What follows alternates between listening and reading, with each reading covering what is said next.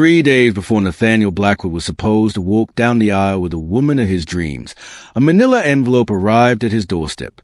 Inside were photographs that would shatter everything he believed about love, trust, and the person he was about to pledge his life to. What Nathaniel discovered in those photos wasn't just infidelity. It was a web of deception so intricate, so carefully constructed, that it had fooled everyone around him for over 2 years. But when he confronted his fiancée, Cordelia Ashworth, with the evidence, he never expected her reaction would leave him fighting for his life in a hospital bed, blood pooling beneath him on their kitchen floor. The private detective who delivered that envelope thought he was doing a man a favor. Instead, he may have signed a death warrant. This isn't just another story about a cheating spouse. This is about how far someone will go to protect their lives, and how a single moment of truth can turn deadly.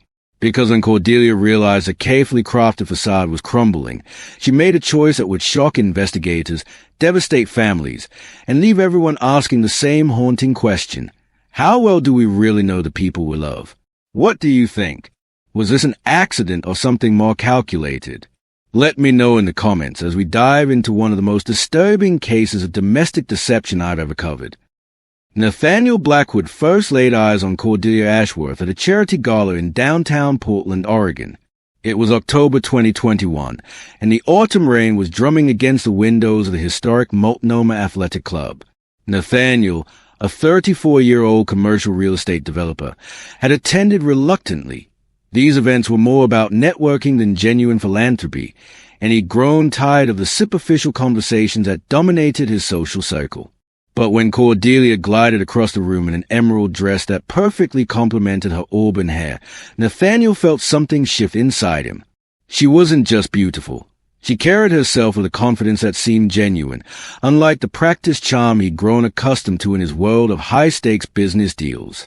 She looked like she belonged in a different era. Nathaniel would later tell his best friend, Rowan Mackenzie, like she'd stepped out of a classic film where people actually meant what they said. Cordelia, 29, claimed to work as a freelance art curator, specializing in contemporary Pacific Northwest artists. She spoke passionately about supporting emerging talent, about giving voice to those society overlooked. Her knowledge seemed vast, her connections impressive. When she mentioned representing several pieces in the gallery district, Nathaniel was captivated not just by her beauty, but by her apparent depth and sophistication. Their first date stretched until dawn. They talk about everything. His struggles with taking over his father's business empire, her dreams of opening her own gallery, their shared love of hiking the Columbia River Gorge. Cordelia revealed just enough vulnerability to make Nathaniel feel trusted, special. She spoke about losing her parent in a car accident 5 years earlier, about building her life from scratch with nothing but determination and an eye for artistic talent. "I've learned that people will disappoint you," she told him over coffee as the sun rose over the Willamette River. "But art never lies. It shows you exactly who someone really is." Within 6 months, Nathaniel was completely devoted. Cordelia had moved into his Pearl District penthouse, though she maintained her own studio space across town.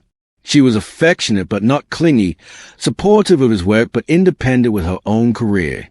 She remembered every detail he shared, from his mother's birthday to his anxieties about expanding into the Seattle market. His friends noticed a change immediately. Nathaniel, who had been cynical about love after a string of relationships with women who seemed more interested in his net worth than his personality, was transformed. He smiled more, stressed less, and spoke about Cordelia with a kind of reverence usually reserved for discussing miracles. But Rowan Mackenzie had reservations he couldn't quite articulate. Something about Cordelia's stories never added up completely. Her gallery connections seemed vague when pressed for details. Her references to her past were consistent but somehow rehearsed. And there was something in her eyes, a calculation that appeared for split seconds before disappearing behind warmth and affection. "Love makes you blind," Rowan warned Nathaniel 8 months into the relationship. "Just be careful, man. Make sure you really know who you're falling for." By December 2022, Nathaniel was ready to propose. He commissioned a custom ring from a local jeweler, a vintage-inspired piece with a sapphire center stone. knowing Cordelia preferred unique pieces over traditional diamonds.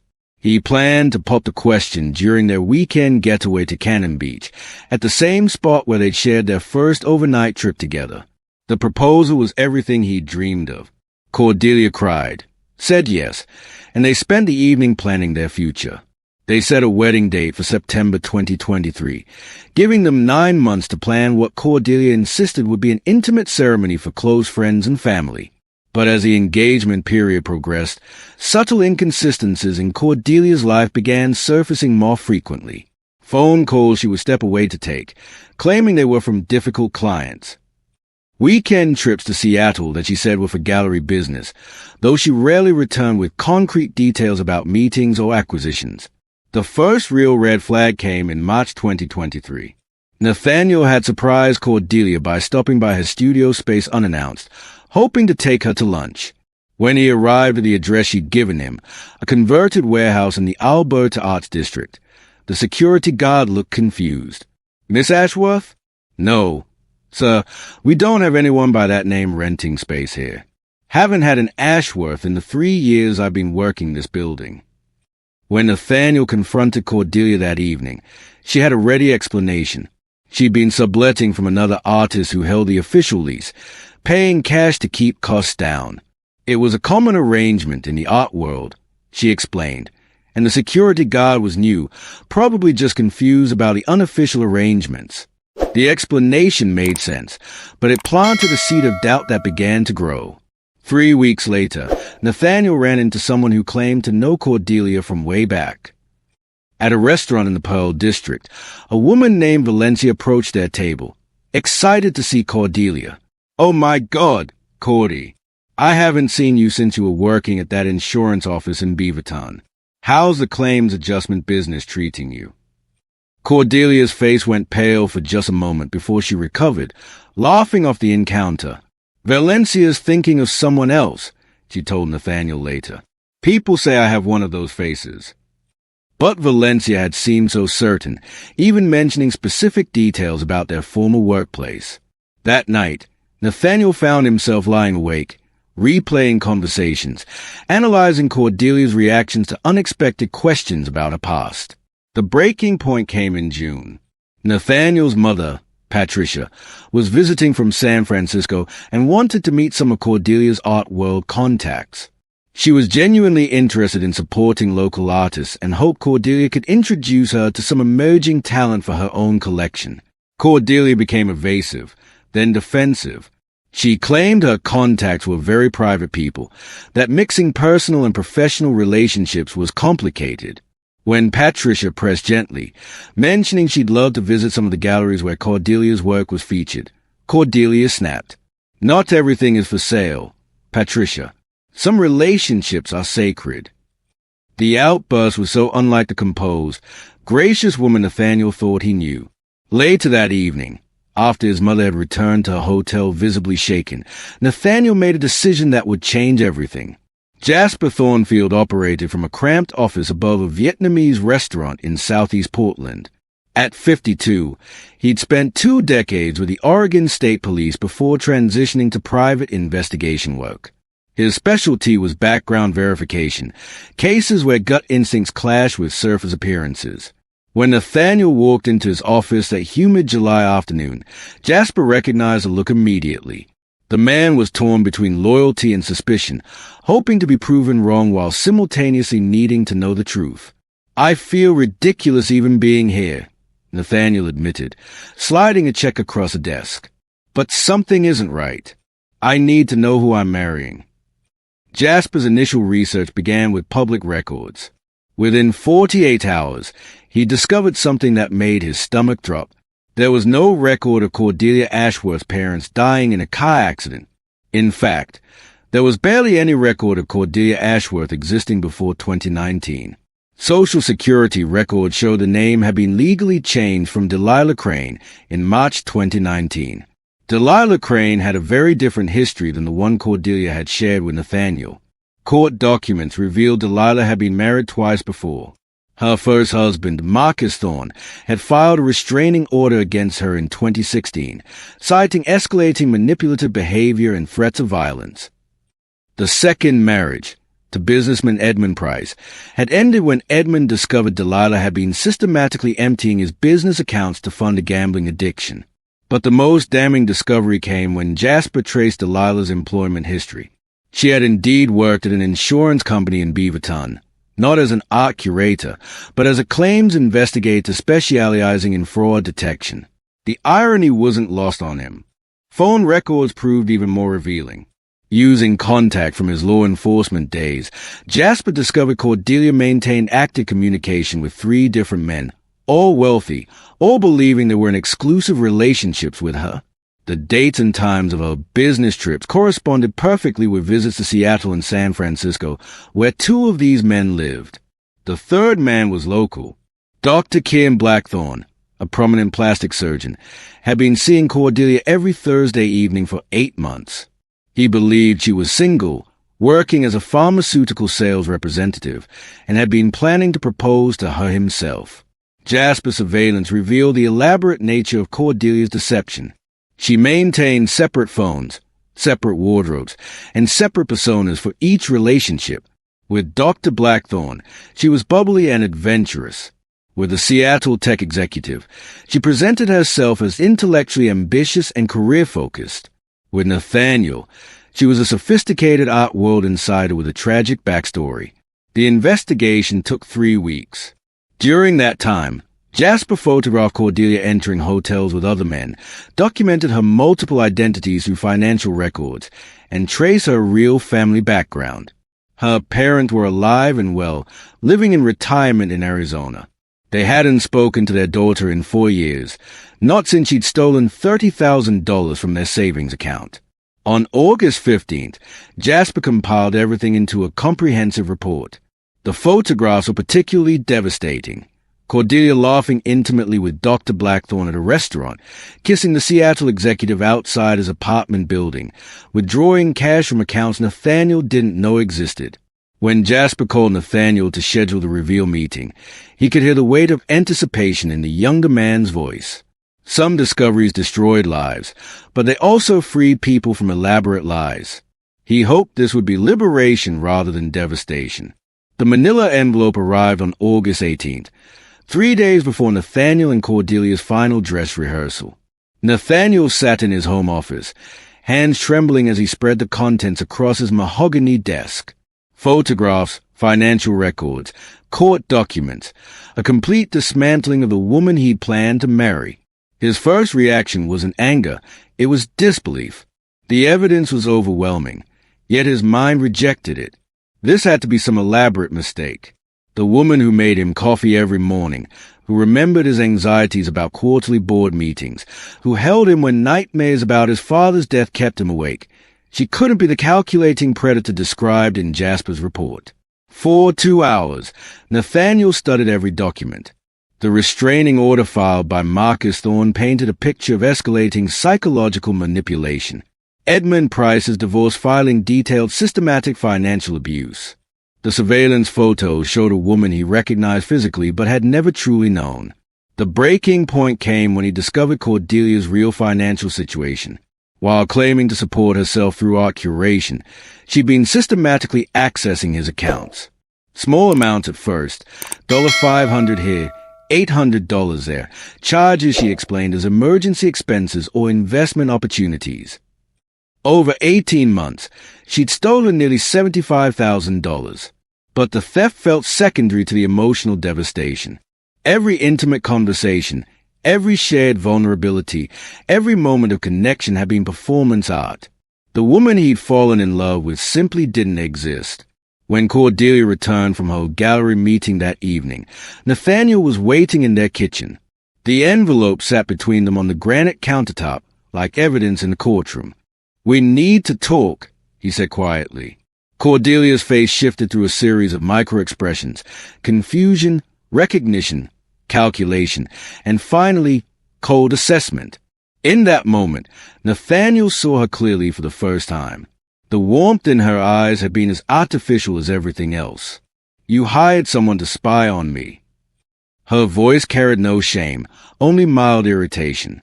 "Your real name is Delilah Crane. You've been married twice. You're currently involved with at least 2 other men. Your parents are alive. Everything you've told me is a lie." Cordelia, Delilah, didn't deny it. Instead, she moved closer, her demeanor shifting into the seductive charm that had first captivated him. "Nathaniel, listen to me. Yes, I've made mistakes, but what we have is real. The past doesn't matter. You stole from me, from my accounts, from my trust, from my life." Her expression hardened. "You have more money than you know what to do with. I needed security after everything I've been through. What about Dr. Blackthorne? What about the man in Seattle? Are they just providing security too?" The mention of her other victims triggered something dangerous in Cordelia's eyes. She stepped back, her hand moving toward the knife block on the counter. "You don't understand what it's like to have nothing," she hissed. "To build everything from scratch while men like you inherit fortunes you never owned." Nathaniel reached for his phone. "This conversation is over. I'm calling the police." "No," Cordelia said, her fingers closing around the handle of a 10-inch chef's knife. "You're not." The attack lasted less than 30 seconds, but those moments redefined everything Nathaniel thought he knew about human nature. When Cordelia lunged forward with the chef's knife, pure survival instinct took over. He threw his left arm up defensively, the blade slicing deep into his forearm before glancing toward his chest. The second strike caught him in the shoulder as he stumbled backward, blood spattering across the white kitchen cabinets. Cordelia's face showed no emotion. She moved with cold efficiency, like someone who'd rehearsed a scenario in her mind. Nathaniel's size advantage saved his life. As she raised the knife for a third strike, he managed to grab her wrist, and they crashed into the kitchen island together. The impact knocked the weapon from her grip, sending it skidding across the hardwood floor. "You're going to destroy everything I built," she screamed, clawing at his face. "I won't let you take this from me." Nathaniel pressed his hand against the chest wound, feeling warm blood seeping through his fingers. "Cordelia, stop. Just stop." But she was beyond reasoning. She scrambled for the knife, and in that moment, Nathaniel realized he was fighting for his life against someone who felt no remorse, no connection to the relationship they'd shared. He was simply an obstacle to be eliminated. The neighbors heard the commotion and called 911. Portland police arrived to find Nathaniel collapsed near the kitchen entrance, conscious but losing significant blood. Cordelia had fled, taking his car keys and wallet. Detective Ramona Castellanos had seen domestic violence cases before, but this one struck her as particularly calculated. The crime scene showed evidence of premeditation. Cordelia had packed a bag and withdrawn cash from multiple ATMs before the confrontation. She'd planned an escape route. The manhunt lasted 6 days. Cordelia had driven to Salem, abandoned Nathaniel's BMW, and caught a Greyhound bus heading east. She was arrested at a motel in Boise, Idaho, registered under yet another false name, Miranda Westfield. During interrogation, Cordelia showed no remorse. She maintained that Nathaniel had attacked her, that she'd acted in self-defense. When confronted with the evidence of her multiple relationships and financial crimes, she claimed she was a real victim, a woman forced to survive in a world that gave her no legitimate opportunities. Dr. Blackthorne testified at her trial, describing how she manipulated him into paying for expensive vacations and jewelry. The Seattle tech executive revealed she convinced him to invest $40,000 in a fake art acquisition scheme. The prosecution painted a picture of a serial manipulator who viewed other people as resources to be exploited. Nathaniel's testimony was the most damaging. He described 18 months of calculated deception, the systematic theft of his money and trust, and the moment when she'd chosen violence over accountability. "She looked at me like I was nothing," he told the jury. Like our entire relationship had been an inconvenience that she was finally free to discard. The defense argued that Cordelia suffered from attachment disorders stemming from childhood trauma. But psychiatrist Dr. Elena Vargas testified that Cordelia showed classic signs of antisocial personality disorder, an inability to form genuine emotional connections combined with a talent for mimicking normal human behavior. In March 2024, Cordelia received 22 years for attempted murder, aggravated assault, and multiple counts of fraud. She showed no emotion when the verdict was read. The case of Nathaniel Blackwood and Cordelia Ashworth raises disturbing questions about trust, identity, and the masked people we're in intimate relationships. How do we protect ourselves from those who see love as a weapon and vulnerability as weakness? Private investigator Jasper Thornfield continues his work, but this case changed him. You never know when uncovering the truth might put someone in mortal danger, he reflects. Sometimes ignorance really is safer than knowledge. Dr. Blackthorne and the Seattle tech executive both struggle with their own feelings of betrayal and manipulation. Support groups for victims of romantic fraud have reported increasing numbers of similar cases, suggesting Cordelia's methods weren't unique. The psychological impact extends beyond the immediate victims. Nathaniel's mother Patricia still blames herself for pushing him to dig deeper into Cordelia's background. Rowan Mackenzie wishes he'd been more insistent about his early suspicions. But perhaps the most chilling aspect of this case is how easily it could happen to anyone. Cordelia wasn't obviously unstable or dangerous. She was charming, intelligent, and skilled at reading people's emotional needs. Her ability to maintain multiple relationships simultaneously required impressive organizational skills and emotional intelligence, traits that could have been channeled toward legitimate success. Instead, she chose exploitation over authenticity, violence over accountability. Today, Nathaniel is rebuilding his life with a new understanding of red flags and emotional manipulation tactics. He is dating again, but more cautiously, with an appreciation for the difference between healthy vulnerability and naive trust. The scars on his arm have faded, but the psychological wounds remain. Trust, once broken so completely, heals slowly, if at all. The case may be closed, but some questions remain. What drives someone to construct such elaborate deceptions? How many other victims are out there, still unaware they are being manipulated? And most importantly, how do we balance openness and love with the need to protect ourselves from those who would exploit our deepest emotions? What do you think happened? Was this planned violence or moment of desperation? Comment below and check out my other crime stories. Also, don't forget to subscribe, like, and share for more crime stories.